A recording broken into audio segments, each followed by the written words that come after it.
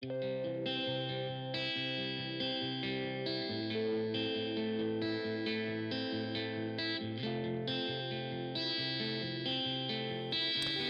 is a podcast by WellHouse Church, where we take a closer look and dig a little deeper into this week's sermon. What's going on, Bible nerds? We're talking about Esther today, so let's take a closer look. Let's do it.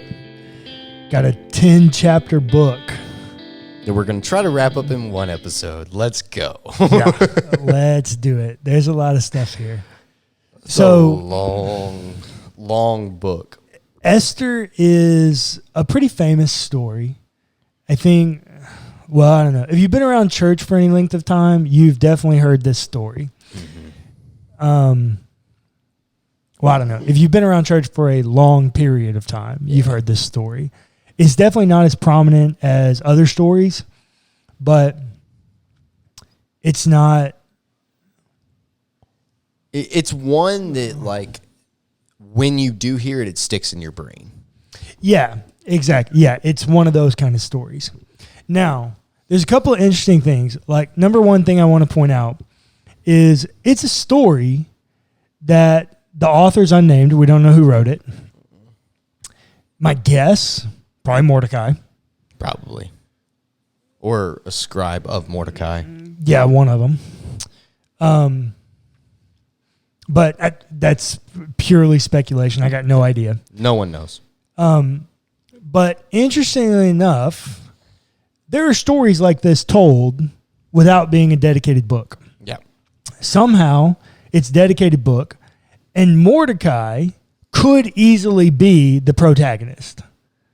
Yeah. Like, he's the parallel character to Haman. That is a fair point. But it's not. No. The book is titled after Esther. Yeah. Which is really shocking to me. And we'll get there in a reason why in a minute. But the other thing that I think is interesting, whoever chose to write this never mentions God once. Mm-hmm. Shocking. Very strange. And, you know, like, kind of refreshing myself on Esther before the episode started. Yeah. I've heard the story of Esther countless times at this point. And I don't remember that ever sticking out to me that God was never mentioned. Well, probably not, because it's in the Bible. You probably don't think like, oh, well, yeah, surely God's mentioned somewhere in here. Yeah, but like, it's not. No. Not once. Not once is it mentioned. No. So, I mean, obviously there's something is going on there. Yeah. And I do think, well, I have a theory about why.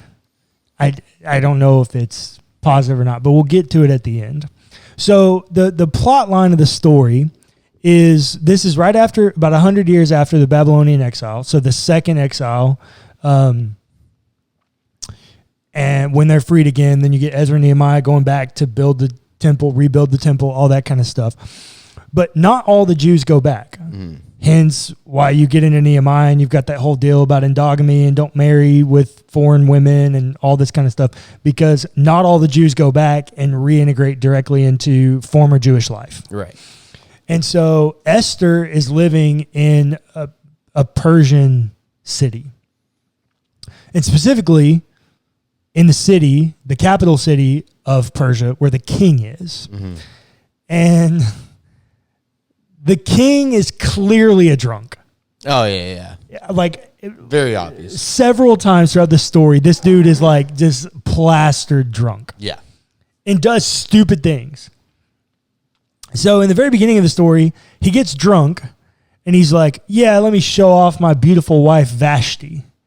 And so he's like, hey, woman, come on out here and parade yourself out like cattle that everyone can like admire. And she's like, no. She's like, straight up, no. And he's like, well, fine. I'll just get rid of you and find me a woman that will. Yeah. So how do you find a woman that'll do the thing you want? You hold a beauty pageant. You make them do the thing you want them to do before you marry them. Yeah. So this dude, no lie, almost a year-long beauty pageant. Essentially. Yeah, that's it's essentially what it is. By the time Esther gets her turn to go into the king's court, it's like been 10 months. Yeah. So he puts this edict out like, hey, any women that want to come be in this beauty pageant, whatever, like, come on and you have a chance to be my wife and be queen. Which, how messed up is that? It's a different world, man. It's a different world. I get that it's a different world and all that, but like, can you imagine how many women he turned away? You know what I mean? Yeah. And just broke their entire life. You know, Does it really though? And embarrassed the junk out of them. Okay, so embarrassing, yeah, but I don't know too many people in the ancient world that, like, if they're beautiful, are passing this opportunity up. You get a once in a lifetime opportunity to be queen of the largest empire in the world at this time. Yeah. Yeah, but you're not passing it. I'll risk a little bit of embarrassment to go for this once in a lifetime chance. And interesting, Mordecai's not Esther's dad. Yeah. Mordecai kind of sets us up. He brings Esther. But it's not, she's not his dad, or he's not her dad. Yeah. It's like she's his cousin or something. Like her parents died, and then he adopts her because she doesn't have anybody else. Right. Goes in, immediately finds favor, but he puts them under, I don't know, the text is not super clear about what he does, but the text says, the girl pleased him and won his favor, and he quickly provided her with cosmetic treatments and her portion of food, and with 7 chosen maids in the king's palace, and advanced her and her maids to the best place in the harem. And they go for months and months and months, like, of this weird beauty pageant. Well, but this cosmetic treatments. Yeah. I don't know what that is, but the text also says that, like, Esther's his favorite out of the gate. Mm. Now, Esther's also not her name. Her actual name is Hadassah. Yeah, this is chapter 2, verse 7. Mordecai had brought up Hadassah, that is Esther, his cousin, for she had neither father nor mother. The girl was fair and beautiful, and when her father and mother died, Mordecai adopted her as his own daughter. So her name's actually Hadassah. I don't know. Esther must be like her pagan, her Gentile name or something. But like her Jewish name is Hadassah. So Esther's on scene and she's Queen Bee. Yeah. And there is like a parallel in the narrative. We're focusing on Esther here, but there's a parallel in the narrative between a guy named Haman and a guy and Mordecai. Yeah. And they kind of play off each other. And as Haman's rising, and then he hits his peak and then goes to his downfall. And at that peak place, Mordecai kind of takes it and slingshots up, and it's a whole thing there. Yeah, go watch the Bible Project's episode on Esther. Yeah, it'll detail that out for you. Yeah, they definitely detail that out for you if you want, or just go read the narrative. You can read that too, but for most of us lay people, it's hard to see that parallel. Yeah, but I'm telling you, it's there, so you can see it. But for Esther's piece, what ends up happening is Haman gets mad and he wants to kill off all the Jews. Long story short, there's a lot about the story that we don't have time to get into, but Esther's role is trying to stop that. Yeah. And so she goes about stopping that in a number of different ways. But coming back to the point that God is never mentioned in the book, and the Bible Project points this out too, Esther and Mordecai are not moral examples. Mm. They're actually morally ambiguous because the book is littered with sex and drinking and violence and murder and all these things, and they're a part of them. It's like a season of Gossip Girl.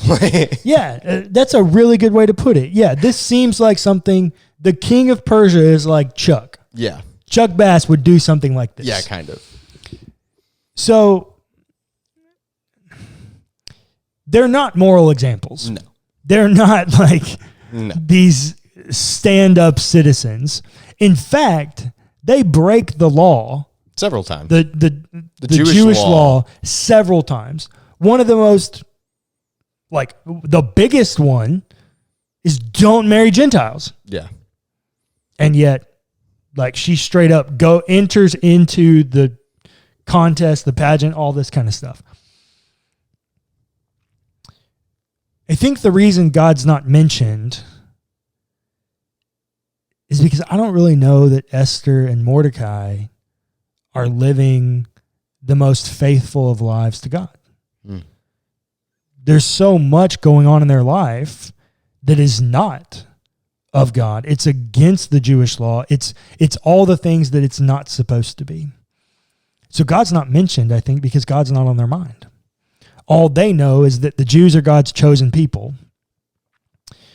And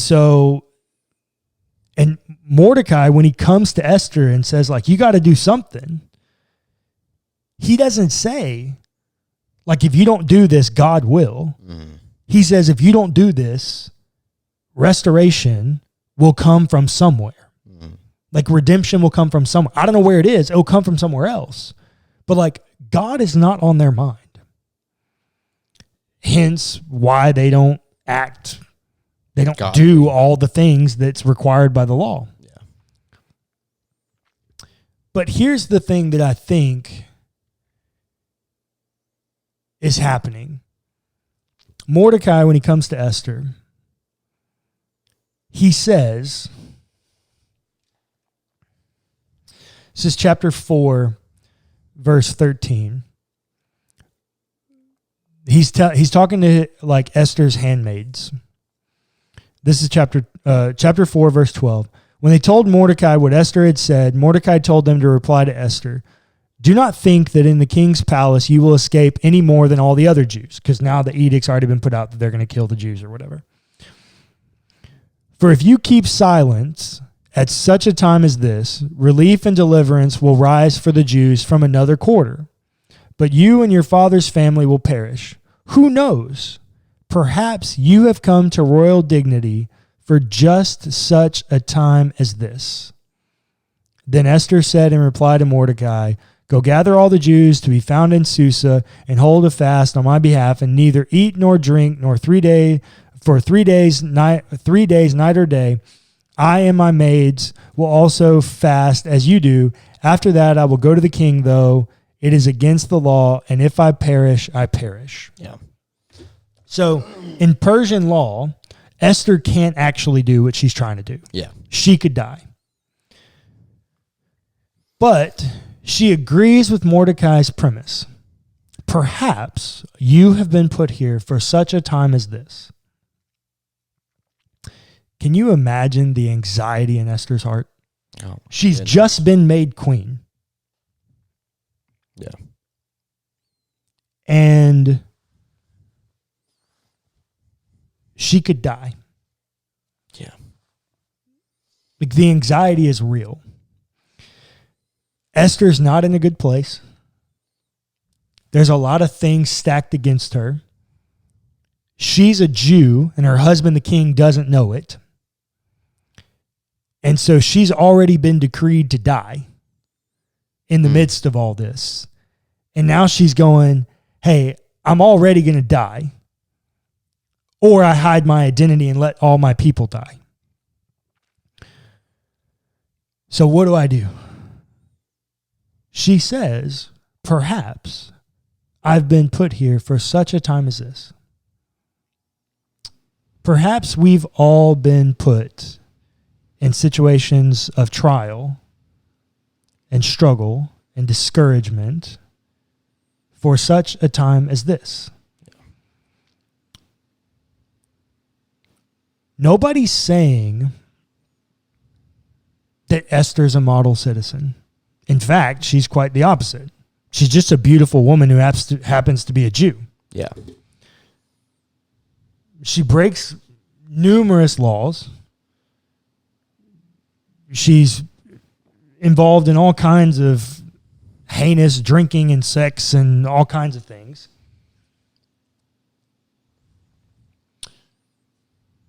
But once again, What is the biblical narrative if not a narrative of God using broken people for redemption? Even when Esther and Mordecai are not looking for God, God shows up and is working behind the scenes in ways that we don't see. That song, it's a worship song. You're going to have to help me because I'm not good with lyrics. But even when I don't see it, you're working. I think that's like Waymaker. Yeah. Yeah. Even when I don't see it, you're working. Perhaps, listener, you've been placed here in your unique position for such a time as this. And even though you don't see God working, even though you don't see the fruit of God's activity in the world, it's there. And nobody is saying that they're upholding the law, right? Nobody is saying that they're perfect. Neither Esther nor Mordecai, right? And that's the thing. It's like, does Esther make it happen? Yes. She's the catalyst of the person who brings about restoration for the Jews. She absolutely is. And that's why she is the head of the book. Because she's, we had a comment on Pints and Perspectives about paradigmatic like narratives for redemption. This is a paradigmatic story of redemption. Explain what that means for paradigmatic. Yeah. It's a paradigm to follow of what redemption and restoration looks like throughout the biblical narrative. Okay. And here's the paradigm. Nobody is ever saying, and the Bible never says, that in order for restoration and redemption to happen, you have to be perfect. You have to follow the law to the T. Yep. Nowhere in this book does it say that. In fact, this paradigmatic moment says the exact opposite. That even when you're not looking for God, God's still working. The only thing that you have to do is you have to come to a place where you say, perhaps I've been placed in this position for such a time as this. The redemption, the restorative work of God is always working. Whether you see it or not, whether you're looking, whether you're actively participating in it or not, you have a role to play. Each and every one of you have a role to play in the redemption story. The question is, in what way will you embrace it? Do you even know that you're embracing it? I think for me, that's the thing that stands out is they don't even think that they are playing a role in a larger redemption story. They don't. All they know is they're trying to save the Jews. Yep. Now, we can look at the narrative and go, okay, you're playing a very key role in saving these Jews. You can look at the story of Esther and how it plays into the rest of the narrative of Scripture and see a very huge kind of narrative playing out here. Now, once again, you can also see, and this goes into our narrative theology a bit, but you can also see that they're not looking for God or God's guidance or intervention in any capacity, because once the edict has already been made, they can't reverse it. Yep. And so they don't withdraw to pray and say, God, what's the answer here? They just come up with their own plot. And you know what their plot is? That, hey, all you Jews that I've already decreed to die on this day, when that day comes, fight back and just kill everybody. Yeah. And so what do the Jews do? They wake up early in the morning, they go immediately and kill all of Haman's family. I can confidently say, once again, like, violence not the answer. No, definitely not. But it's because they're not looking for God. Yeah. I've heard Esther preached several times. I've heard Esther talked about countless times. It's never occurred to me how little Esther and Mordecai actually care about God. They might care in some kind of way, but explicitly, it's never talked about. Yeah. And I don't think that's by happenstance. I think that they care the amount of the average normal person nowadays. You know what I mean? Yeah, they care as much as the dude on the street that goes, yeah, I believe in some kind of higher power. Yeah.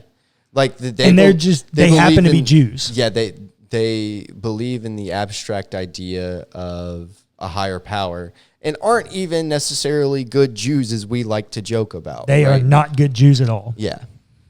And neither one of them, because Mordecai knows the law. Yeah. Dude, don't marry Gentiles. Oh, let me take this girl that I've adopted who's beautiful, who can give me a ticket into the palace, and let me go parade her around so that she can marry this Persian, who, by the way, Jews hate. Yep. Jews absolutely hate Persians. Yeah. So what does that mean for the listener? It means a few things. I can confidently say that this is a paradigmatic moment in the redemption story. There's a paradigm being set here. And it's twofold, or it's threefold. Number one, listener, if you are questioning why you're going through what you're going through, perhaps you've been put here for such a time as this because there's something that's happening that only you can do. Number two, you don't have to be a perfect person to be involved in the redemption story of God. Esther's not a perfect person. Esther's not looking for God. Esther's not following God to a T. And yet, she brings about restoration and redemption for an entire people group, the people of God. And third, God's not mentioned here because she's not looking for God. Mordecai's not looking for God. Their moral ambiguity, their to some extent hedonism, according to the Jewish law. Yeah. It's not for naught. It's not the right way to do it. But your decisions don't determine your destiny. God determines your destiny. And God is acting and at work in the world, whether or not you see it. The only question is, how will you embrace? How will you answer the question, perhaps I've been placed here for such a time as this?